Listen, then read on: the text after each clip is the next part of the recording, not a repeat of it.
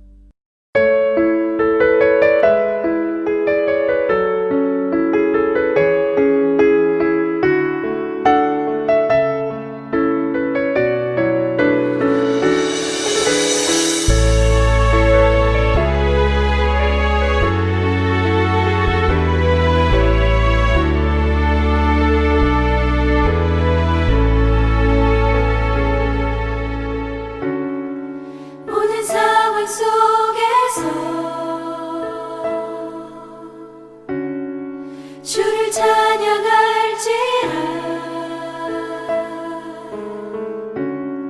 주는 너의 큰 상을 큰 도움이시라 주의 얼굴 구할 때 주의 영을 부으사 크신 사랑 안에서 주를 보게 하소서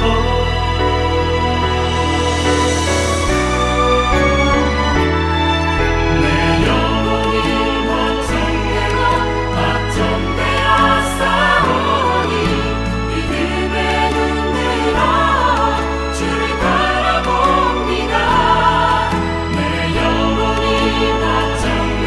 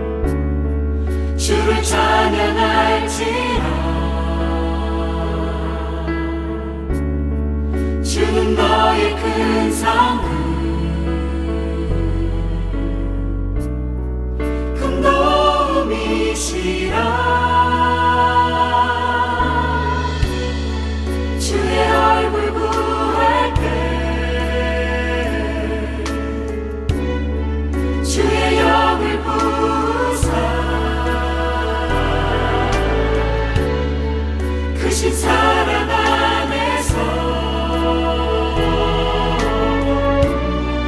주를 보게 하소서. 주를 보게 하소서. 영혼이 확장되고 확장되어 싸우니 믿음의 눈 들어 주를 바라봅니다. 내 영혼이 확장되고 확장되어 싸우니 믿음의 눈 들어 주를 바라봅니다. 주를 찬양할 때 주의 나라 힘이 임했네. 그의 영원한 나라 그 나라 보게 하소서. 내 영혼이 확장되고 확장되어 싸우니 믿음의 눈 들어 주를 바라봅니다. 내 영혼이 확장되고 확장되어 싸우니 믿음의 눈 들어 주를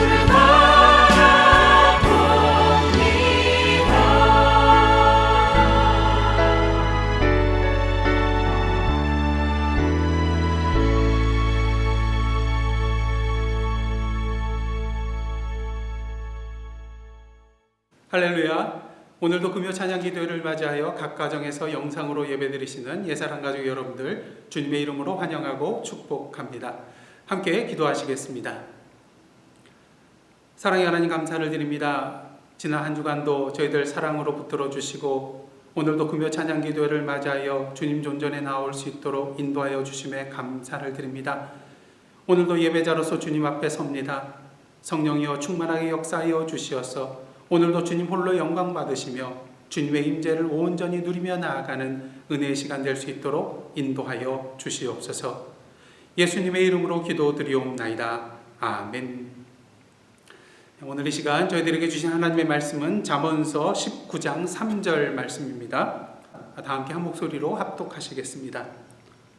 사람이 미련함으로 자기 길을 굽게 하고 마음으로 여호와를 원망하느니라. 아멘. 이는 하나님의 말씀입니다. 오늘은 지난주에 이어서 탓이라는 그런 제목을 가지고 계속해서 하나님의 말씀을 나누겠습니다. 우리가 인생을 살아가면서 누군가에 대하여 원망하고 탓을 하는 경우가 있습니다. 때로는 그 대상이 사랑하는 가족일 수 있고요. 때로는 그 대상이 이웃일 수 있고요. 때로는 이 사회 또는 사회 제도일 수도 있습니다. 하지만 가장 큰 문제가 되는 것은 그 대상이 바로 우리가 믿고 섬기는 하나님일 때가 있다는 것이죠. 왜 우리가 하나님께 대하여 탓하고 원망을 하게 될까요? 여러 가지 많은 이유가 있겠지만 다른 대상은 나에게 그럴 수 있어도 하나님은 나를 돌봐주시고 나를 지켜주셔야 되잖아요. 그러게 종종 우리는 한숨을 쉬면서 하나님 어떻게 그러실 수 있습니까? 나의 하나님 맞으신가요? 하나님 너무하신 거 아니신가요? 이렇게 하나님을 향하여 원망하고 탓할 때가 있다는 것입니다.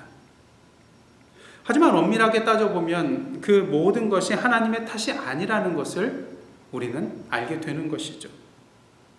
그렇다면 오늘도 우리가 오늘 본문 말씀처럼 하나님을 탓하고 원망하게 되는 그 이유는 무엇일까요? 지난주에 그 두 가지에서 함께 말씀을 나누었습니다. 첫째로 우리가 하나님을 원망하고 탓하는 경우는 자신의 잘못을 잘 알지 못하기 때문입니다.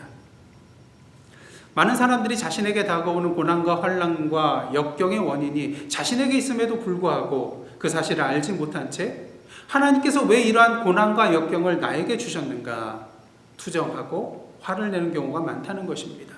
바로 오늘 본문 말씀이 거기에 해당되는 것이죠. 하나님께서 오늘도 다양한 방법을 통하여 당신의 계획과 뜻을 우리에게 알려주고 계십니다. 그럼에도 불구하고 우리는 오늘도 내 마음 내 뜻대로 인생길을 선택하고 결정해 놓고 왜 하나님께서 나 자신을 돌봐주시지 않고 도와주시지 않느냐 불평하고 원망하고 탓하며 모든 책임을 하나님께 전가시키는 경우가 있다는 것입니다. 그러게 우리는 하나님을 원망하고 탓하기에 앞서서 지금 나에게 다가온 그 문제가 혹시 나의 잘못으로 인한 것은 아닌지 먼저 살펴보아야 한다는 것입니다. 그 다음 둘째로 우리가 하나님을 원망하고 탓하는 경우는요, 하나님의 계획과 뜻을 잘 알지 못하기 때문입니다.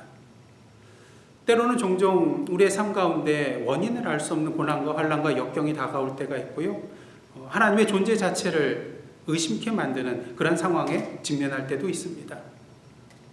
보통 그럴 때 우리는 하나님께 대하여 하나님 어찌하여, 하나님 어느 때까지니까 이렇게 탄식하며 하나님을 원망하고 하나님께 탓할 때가 있는 것입니다.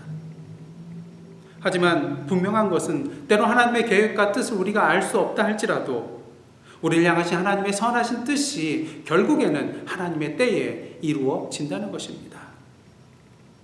그러게 우리는 오늘도 하나님의 계획과 뜻을 알기 위하여 말씀을 묵상하며 기도하는 가운데 하나님의 세미한 음성에 귀를 기울여야 하는 것이죠. 그럼에도 불구하고 하나님의 뜻과 계획을 알 수 없다. 그 다음은 우리가 나아가야 될 길은 무엇입니까? 우리를 향하신 하나님의 선하신 뜻이 결국에는 이루어질 것이라는 것을 믿음의 눈으로 바라보며 오늘도 그 때를 믿음으로 인내하며 기다려야 한다는 것이죠. 그리고 오늘은 셋째로 우리가 하나님을 원망하고 탓하는 경우는 나의 능력을 잘 알지 못하기 때문입니다. 요한계시록 2장과 3장을 보시면 예수님께서 소아시아 7교회에게 주시는 말씀이 나오는데요. 여러분들 잘 아시다시피 예수님께서 각 교회에게 말씀을 하실 때에 칭찬과 책망의 말씀을 주시는 것을 보게 됩니다. 그런데 7교회 중에서요, 책망받지 아니하고 칭찬만 받은 교회가 하나 나오는데 바로 빌라델비아 교회입니다. 책망 없이 칭찬만 받은 교회라면 뭔가 대단할 것처럼 우리는 생각할 수 있습니다. 아마도 인적, 물적 자원이 풍부하여서 예배, 교육, 친교, 봉사, 선교 등 여러 가지 많은 분야에서 능력으로 일을 해나가는 교회였을 것이라 생각할 수 있을 것입니다. 하지만 우리의 생각과는 달리 이 빌라델비아 교회, 그렇게 물적, 인적 자원이 풍부한 교회는 아니었고요, 또 역사와 전통을 자랑하는 그러한 교회도 아니었습니다. 또한 큰 능력을 소유한 교회도 아니었습니다. 그렇다면 어떻게 이 빌라델비아 교회가 예수님으로부터 칭찬만 받고 책망을 받지 않게 되었을까요? 마태복음 25장에 보면 여러분들 잘 아시는 달란트 비유가 나오고 있습니다. 5달란트 받은 종과 2달란트 받은 종은 열심히 일하여서 다시 5달란트를 남기고 2달란트를 남겨서 주인으로부터 칭찬을 받습니다. 하지만 1달란트 받은 종은 그것을 그냥 땅에 묻어두고 가져왔다가 주인으로부터 책망을 받게 되는 것을 보게 됩니다. 그런데 이 이야기 속에서요, 5달란트를 가지고 5달란트를 남긴 종과 2달란트를 가지고 2달란트 남긴 종 보시기를 바랍니다. 상식적으로 생각할 때에는 5달란트 남긴 종이 2달란트 남긴 종보다 더 많은 돈을 남겼으니까 더 큰 칭찬을 받아야 할 것입니다. 더 많은 보상을 받아야 될 것입니다. 하지만 어떤가요? 그들이 주인으로부터 받은 칭찬의 내용 다 함께 보시도록 하겠습니다. 마태복음 25장 21절과 23절 말씀입니다. 그 주인이 이르되 잘하였도다 착하고 충성된 종아, 네가 적은 일에 충성하였음에 내가 많은 것을 내게 맡기리니 내 주인의 즐거움에 참여할지어다 하고. 여러분 어떻습니까? 칭찬의 내용이 동일합니다. 5달란트를 남겼든 2달란트를 남겼든 주인은 그 종들의 노고를 치하하고 칭찬을 하였다는 것이죠. 이것은 무엇을 말해주고 있습니까? 주님의 판단 기준은 우리의 기준과 이 세상의 기준과는 분명히 차원이 다르다는 것이죠.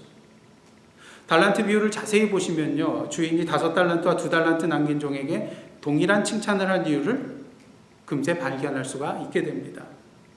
마태복음 25장 14절 15절 말씀입니다. 또 어떤 사람이 타국에 갈 때 그 종들을 불러 자기 소유를 맡긴 것 같으니 각각 그 재능대로 한 사람에게는 금 5달란트를, 한 사람에게는 2달란트를, 한 사람에게는 1달란트를 주고 떠났더니. 주인이 자기 소유를 종들에게 맡길 때 그 기준이 무엇이었나요? 예, 그렇습니다. 각각 그 재능대로 맡겼다는 것이죠. 그러게 주인이 나중에 여행에서 돌아왔을 때 그 종들을 판단하는 기준이 무엇이었습니까? 누가 더 많은 수익을 올렸느냐가 아니라 각기 자신의 재능대로 얼마나 열심히 일하여 열매를 맺었는가 였습니다. 이것이 바로 우리의 신앙생활을 평가하시는 주님의 기준인 것이죠. 그러기에 우리가 보기에는 별 볼 일 없는 빌라델비아 교회처럼 보인다 할지라도 주님의 기준에 의하면 칭찬받을 수밖에 없는 교회가 바로 빌라델비아 교회였던 것입니다. 요한계시록 3장 8절 하반절 말씀입니다. 내가 내 행위를 아노니 내가 작은 능력을 가지고서도 내 말을 지키며 내 이름을 배반하지 아니하였도다. 주님의 말씀을 지켜 행하며 주님의 이름을 배반하지 아니하였다고 칭찬해주고 계십니다. 중요한 사실은 어떠한 조건 속에서 주님의 말씀을 지키며 주님의 이름을 배반하지 아니하였는가입니다. 작은 능력을 가지고도입니다. 작은 능력이란 말은 헬라어로 능력이 거의 없다라는 의미입니다. 이는 당시 빌라델비아 교회 성도들의 사회적, 경제적, 신분과 지위 등이 변변치 않았다는 것을 분명히 보여주는 그런 표현이라고 할 수가 있겠습니다. 사실 빌라델비아 도시 자체는 부요한 도시였습니다. 하지만 그리스도인들은 어떠한 자입니까? 예수 그리스도만을 주로 믿고 섬기기에 당시 상인조합에 가입할 수가 없었습니다. 또한 황제 숭배나 우상 숭배를 할 수 없었기에 사회적으로, 대외적으로 활발하게 활동을 할 수 없었던 것입니다. 특히 빌라델비아 교회는요, 다른 교회에 비해서 그 역사가 짧고 규모도 작았습니다. 하지만 중요한 사실은 이렇게 작은 능력을 가지고도 믿음을 굳게 지켜냈다는 것이죠. 여러분, 작은 능력이라는 표현을 보실 때에 어떠한 느낌이 드시나요? 사실 능력이란 말보다는 작은이라는 말에 우리의 시선이 더 가게 되어 있습니다. 그러기에 능력이 있어도 별로 힘이 나지 않습니다. 소망이 없습니다. 한마디로 맥 빠지는 그런 말인 것이죠. 하지만 우리는 그리스도인으로서 다른 시각을 가지고 이 표현을 보아야 될 것입니다. 작은이라는 말보다는 능력이라는 말에 우리의 시선을 집중해야 한다는 것이죠. 능력이 없는 것이 아니라 능력이 있다는 것입니다. 물론 더 큰 능력을 가지고 있는 사람과 비교해 볼 때 어떤 일을 해 나갈 때 더 많은 시간이 걸리겠죠. 더 힘이 들겠죠. 더 많은 땀을 흘려야겠죠. 때로는 그 일을 감당할 수 없을 때도 있을 것입니다. 하지만 우리는 분명히 알아야 됩니다. 주님께서 우리에게 일을 맡기실 때에 우리의 능력으로 감당하지 못할 일을 주시지는 않는다는 것입니다. 특히 우리가 당하는 시험의 경우는 어떻습니까? 고린도전서 10장 13절 말씀입니다. 사람이 감당할 시험 밖에는 너희가 당한 것이 없나니 오직 하나님은 미쁘사 너희가 감당하지 못할 시험 당함을 허락하지 아니하시고 시험 당할 즈음에 또한 피할 길을 내사 너희로 능히 감당하게 하시느니라. 하나님께서 우리가 감당하지 못할 시험 당함을 허락지 않고 또한 피할 길을 내서 우리가 능히 감당하게 해주신다는 것입니다. 사실 이러한 사도 바울의 말, 그저 말뿐만이 아니라 바울 자신의 삶을 통하여 체험한 삶의 고백이며 그의 신앙 고백임을 우리는 분명히 알고 있습니다. 오늘도 하나님께서는 우리에게 능력을 주시고 일을 맡겨주십니다. 중요한 사실은 무엇입니까? 달란트 비유의 말씀과 같이 우리의 능력대로 일을 맡겨주신다는 것이죠. 우리가 할 수 없는 일을 주시는 것이 아니라 우리가 능히 감당할 수 있는 일을 우리에게 주신다는 것입니다. 그러게 우리 눈에는 비록 작은 능력처럼 보인다 할지라도 결코 낭망하거나 좌절하지 마시기 바랍니다. 열등감에 사로잡힐 이유도 없습니다. 시작도 못하고 포기해서는 안 됩니다.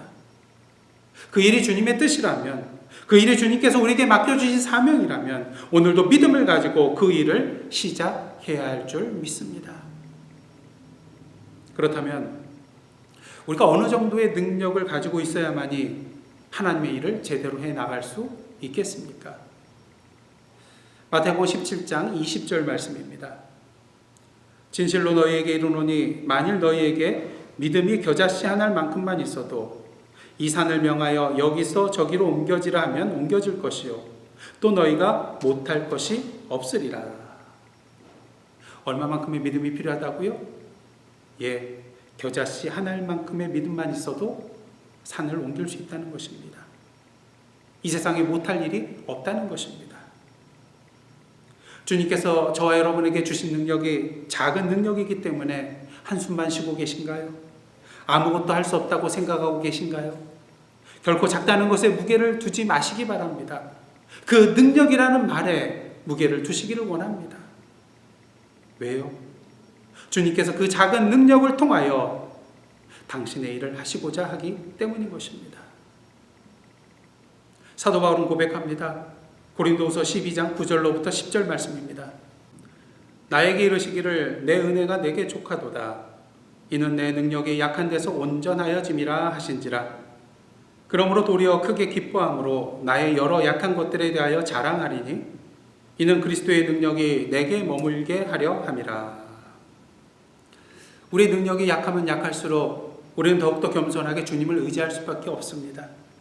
하지만 그때가 더 강력한 주님의 능력의 손길이 우리에게 머무는 시간이 된다는 것을 우리는 분명히 알아야 됩니다. 그러게 10절. 그러므로 내가 그리스도를 위하여 약한 것들과 능욕과 궁핍과 박해와 공고를 기뻐하노니 이는 내가 약한 그때에 강함이라. 사랑하는 성도 여러분, 이 세상에서 가장 강한 사람은 누구일까요? 그 사람은 바로 다른 사람들을 향하여서 도와줄 필요가 없다고 말하는 교만한 사람이 아니라 오늘도 자신의 약함을 알고 능력이 하나님께 도와주십시오, 도와주십시오 외치는 그 사람이 바로 세상에서 가장 강한 사람입니다. 그럴 때 하나님의 크신 능력의 역사가 그에게 임하기 때문인 것이죠. 무엇을 말합니까? 오늘도 하나님을 원망하고 탓하는 사람은 하나님께서 그에게 주신 능력을 제대로 알지 못하는 사람입니다. 하나님께서 자신에게 주신 그런 능력이 아무리 작아 보인다 할지라도 하나님께서 그 안에서 역사하실 때에 그 능력은 이 세상의 그 어떤 능력보다도 강한 능력이 되기 때문인 것이죠. 골리앗을 넘어뜨린 다윗의 능력이 바로 그러한 능력이었습니다. 여리고성을 무너뜨렸던 이스라엘 백성의 능력이 바로 그러한 능력이었다는 것입니다. 그러한 의미에서 나의 능력을 잘 알지 못하는 사람은 결국 어떤 사람인가요? 그 사람은 바로 하나님의 능력을 제대로 알지 못하는 사람이며 하나님의 능력을 믿지 못하는 사람인 것입니다. 오늘도 하나님께서는 결코 능력 있는 자를 찾으시는 분이 아니십니다. 아무리 연약한 능력을 가지고 있다 할지라도 당신의 말씀을 믿고 순종하는 자, 오늘도 하나님의 나라를 위하여 자신을 헌신하는 자를 찾고 계신다는 것이죠. 예수님을 보시기를 바랍니다. 만약 예수께서 능력 있는 자를 원하셨다면 보잘것없는 12제자가 아닌 다른 사람들을 당신의 제자로 삼으셨을 것입니다. 하나님께서 능력 있는 자를 원하셨다면 저와 여러분 또한 이 자리에 설 수 없었을지도 모르는 일입니다. 하나님께서 오늘도 능력 있는 교회를 원하셨다면 이 예사랑 선교 교회가 이 자리에 세워지지 않았을 수도 있을 것입니다. 하지만 우리 하나님은 어떤 하나님이신가요? 고린도전서 1장 26절과 27절 말씀입니다. 그러나 하나님께서 세상의 미련한 것들을 택하사 지혜 있는 자들을 부끄럽게 하려 하시고 세상의 약한 것들을 택하사 강한 것들을 부끄럽게 하려 하시며 하나님께서 세상의 천한 것들과 멸시받는 것들과 없는 것들을 택하사 있는 것들을 폐하려 하시나니. 빌라델비아 교회, 비록 작은 능력을 가진 교회였지만 주님으로부터 칭찬받는 교회였습니다. 비록 작은 능력을 가졌지만 주님의 말씀에 순종하며 배반하지 않았기 때문이죠. 물론 쉽지 않았을 것입니다. 힘들었을 것입니다. 어려웠을 것입니다. 그렇게 전승에 의하면 이 빌라델비아 교회 몇몇 신도들이 여러분들이 잘 아시는 서머나 감독인 폴리갑이 순교할 때 곁에서 함께 순교했다고 전해지고 있습니다. 여러분, 그들의 순교에 대하여 우리가 하나님께 원망하고 하나님을 탓해야 될까요? 결코 그렇지 않다는 것입니다. 고난과 시험과 역경과 환난 그리고 죽음 앞에서도 결코 흔들리지 아니하고 끝까지 믿음을 지켰던 그들이야말로 이 세상에서 가장 능력 있는 자, 가장 강한 자였기 때문인 것입니다. 그러기에 예수님께서는 빌라델비아 교회를 향하여 이기는 자에게 약속해주고 계십니다. 요한계시록 3장 12절 말씀입니다. 이기는 자는 내 하나님 성전에 기둥이 되게 하리니. 아시다시피 솔로몬 성전 현관에는 보아스와 야긴이라는 두 기둥이 있었습니다. 보아스는 하나님의 힘으로라는 뜻이고요. 야긴은 하나님이 세우신다는 뜻입니다. 한마디로 하나님의 힘으로 세우시는 기둥이라는 것이죠. 소아시아가 이슬람 교도들에 의하여 모두 짓밟히게 되었을 때에 유일한 기독교의 보루로 남아있던 것이 바로 빌라델비아 교회입니다. 그리고 1차 세계대전 이후 교회가 그리스로 철수하게 될 때까지 1900여 년 동안 굳게 믿음을 지켜나갔던 교회가 또한 이 빌라델비아 교회였습니다. 뿐만 아니라 오늘도 요한계시록의 말씀을 통하여서 우리 모든 신앙인들의 마음속에 영적인 믿음의 기둥으로 우뚝 서 있는 교회가 바로 이 빌라델비아 교회인 것입니다. 여러분의 능력이 작다고 생각되십니까? 아니요, 우리의 능력은 결코 작은 능력이 아닙니다. 주님을 향한 참된 믿음이 있다면 주님의 능력이 곧 우리의 능력이 되기 때문인 것이죠. 그러게 오늘도 자신의 작은 능력에 대하여 하나님께 원망하고 하나님을 탓하기에 앞서서 믿음으로 하나님을 바라보시며 나아가시는 저와 여러분의 모습이 되기를 원합니다. 그럴 때 우리는 히브리서 11장에 나오는 믿음의 선진들처럼 이 세상이 감당치 못할 큰 능력의 소유자로 이 땅을 살아가게 될 것입니다. 여러분, 그 지선아 사랑의 저자인 이지선 양 아시죠? 전신 화상의 어려움을 딛고 많은 사람에게 희망과 감동을 주었던 이지선 양 말입니다.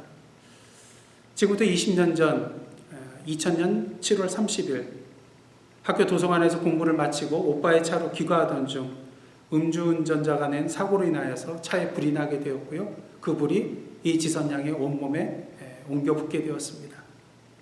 이로 말미암아 온몸의 55%의 3도의 화상을 입게 되었고요. 당시 응급실에서는 의사가 가망이 없으니 의식이 있을 때 작별 인사를 하라고 할 정도로 어려운 상황이었습니다. 하지만 이런 가운데서도 7개월간의 입원과 수십 차례 고통스러운 수술과 재활치료를 이겨내고 밝은 모습으로 소중한 인생을 살아가고 있습니다. 여러분 한번 생각을 해보십시오.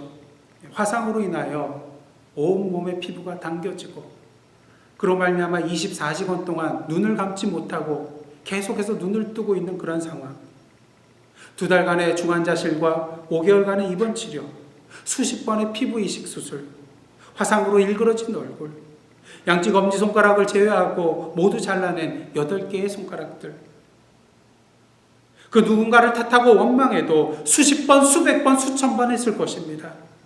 무엇보다 사고를 낸 그 음주운전자를 원망하고 탓했겠죠. 또한 그녀가 믿는 하나님을 원망하고 탓하겠죠. 하지만 이 지선 양은 결코 이 음주운전자를 원망하지 않고 하나님을 탓하지 않았습니다.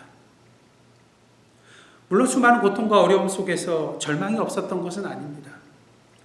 퇴원 후 이전의 삶으로 돌아갈 수 없다는 그런 생각에 절망하여 2가지 선택을 놓고 고민하게 되었다고 합니다. 한 가지는 옥상에 올라갈까? 여기서 그만둘까? 자살이었고요. 다른 한 가지는 교회를 찾아갈까? 였다고 합니다. 그리스도인이었기 때문에 하나님께 한번 따지고 싶었던 것이죠. 살려놨으면 대책이 있으실 것 아니냐고, 왜 살려놨냐고, 이렇게 고통스러운 삶을 지속하도록 살려놨냐고, 어떻게 하실 것이냐고. 그녀가 이렇게 하나님께 따졌을 때 하나님께서 이런 말씀을 주셨다고 합니다. 여전히 그럼에도 불구하고 너는 내 사랑하는 딸이다. 이 모습이든지 어떠한 모습이든지 상관없이 너는 내 사랑하는 딸이다. 그리고 그녀는 하나님으로부터 이 세상의 어두운 곳에서 빛이 없이 살아가는 그런 사람들에게 희망의 메시지가 되게 할 것이라는 약속을 받았다고 합니다. 그리고 그녀는 그때부터 자신의 삶에 목적이 있다는 것을 깨달았다고 합니다. 이후 그녀는 계속된 수술과 재활치료를 모두 이겨내고 보스턴 대학에서 재활상담 석사학위를 받고요. 콜롬비아 대학에서 사회복지 석사학위를 받고요. 그리고 UCLA에서 사회복지 박사학위를 받게 됩니다. 그리고 지난 2017년부터 한동대 상담심리 사회복지학부 교수로 왕성히 지금 활동을 하고 있습니다. 그녀는 이러한 말을 하고 있습니다. 너무나 앞이 캄캄해 보이고 아무것도 보이지 않지만 그 믿음 하나였던 것 같아요. 여기가 가도 끝이 없는 동굴이 아니라 터널일 것이다. 내가 분명히 이 터널을 지나고 계속 주저하지 않고 포기하지 않고 가다 보면 언젠가 빛이 드러나는 터널 끝을 만나게 될 것이다. 여러분, 오늘도 인생을 살아가는 데 있어서 생각지도 아니하고 원치 아니하였던 고난과 환난과 역경의 길을 걸어가고 계십니까? 하나님을 원망하고 탓하고 싶으신가요? 그러기에 앞서서 무엇보다도 이 모든 일들이 나의 잘못으로 인한 것은 아닌가 먼저 살펴보시기를 원합니다. 만일 그것이 아니라면 오늘도 나를 향하신 하나님의 선하신 뜻과 계획이 있다는 것을 분명히 아시고 끝이 없는 동굴이 아닌 끝이 있는 터널을 믿음으로 걸어 나아가시는 저와 여러분의 삶이 되시길 원합니다. 능력의 주님께서 함께 하실 것입니다. 끝까지 우리와 동행하여 주실 것입니다.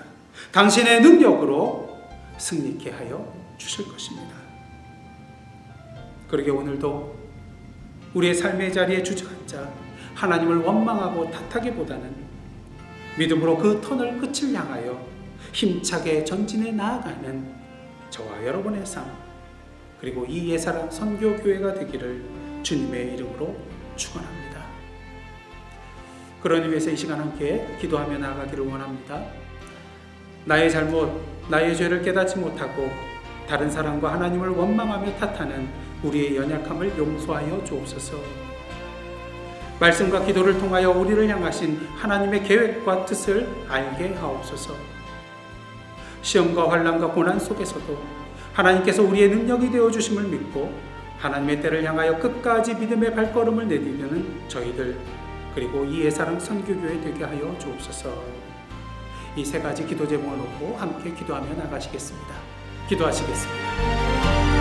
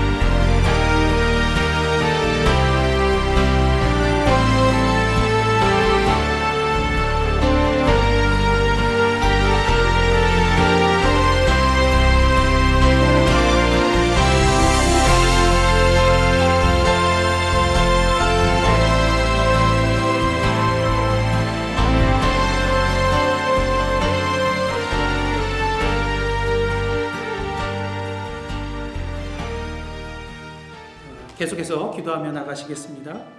조지 플로이드 사망 사건에 대한 시위가 평화롭게 진행되며 하나님의 참된 사랑과 정의와 평화가 이 땅에 이루어지도록, 폭력과 약탈로 인하여 피해를 입은 곳들이 하루속히 회복될 수 있도록, 코로나 바이러스로 말미암아 고통받는 지구촌을 위하여, 그리고 환우들을 위하여, 특히 우리 권근승 권사님, 김영숙 성도님, 김종희 권사님, 캐티김 집사님, 윤교 집사님의 그런 치료와 회복을 위해서 기도해 주시기를 원합니다.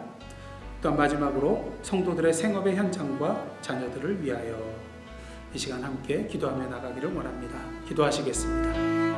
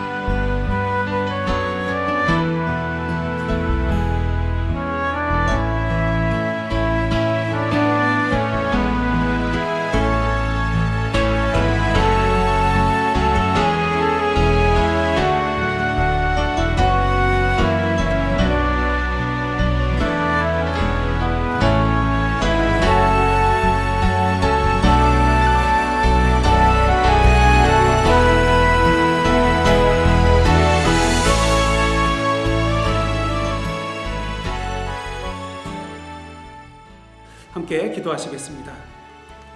하나님, 오늘도 찬양과 말씀과 기도 가운데 임하여 주시사 주님의 사랑과 진리와 평안으로 저희들을 품어주심에 감사드립니다. 바라기는 오늘 저희들에게 주신 말씀처럼 우리 인생 가운데 어떠한 시험과 역경과 환난이 다가온다 할지라도 그 안에 있는 하나님의 계획과 뜻을 믿음으로 바라보며 주님의 동행하심과 능력 주신 가운데 오늘도 믿음의 발걸음을 힘차게 내디디는 저희들 되게 하옵소서. 이 시간 주님 앞에 기도자로 섰습니다. 질병과 갈등과 폭력과 미움과 눈물과 원한으로 가득한 이 땅을 불쌍히 여겨 주시사 오늘도 당신의 진리와 사랑으로 치료하여 주시고 주님께서 보시기에 아름다웠던 모습으로 다시 회복시켜 주옵소서. 예사랑교회와 성도들을 위하여 기도합니다. 오늘도 성도들의 삶의 현장에 임하여 주셔서 영육간의 강건함을 주시고 믿음으로 흔들리지 아니하도록 성령으로 충만하게 역사하여 주옵소서. 비록 오늘도 육신적으로는 저희들 떨어져 있지만 계속해서 기도하는 가운데 영적으로 서로 힘이 되어주는 저희들 되게 하옵시고 주님의 나라와 그 의를 위하여 헌신하는 저희들의 삶 그리고 주님의 몸된 교회 되게 하옵소서. 이 모든 말씀 예수님의 이름으로 기도드리오며 이제는 우리 구주 예수 그리스도의 은혜와 하나님 아버지의 크신 사랑과 성령님의 감동과 막 교제케 하시는 역사가 오늘도 우리를 향하신 하나님의 계획과 뜻을 믿음의 눈으로 바라보며 우리에게 주신 소명을 굳게 붙잡고 주님의 능력 주신 가운데 힘찬 믿음의 발걸음을 내디디는 하나님의 백성들과 그 삶의 터전 위에 나라와 민족과 미국 땅과 선교지와 온 세계 위에 이제로부터 영원토록 함께 계시옵기를 간절히 축원하옵나이다. 아멘.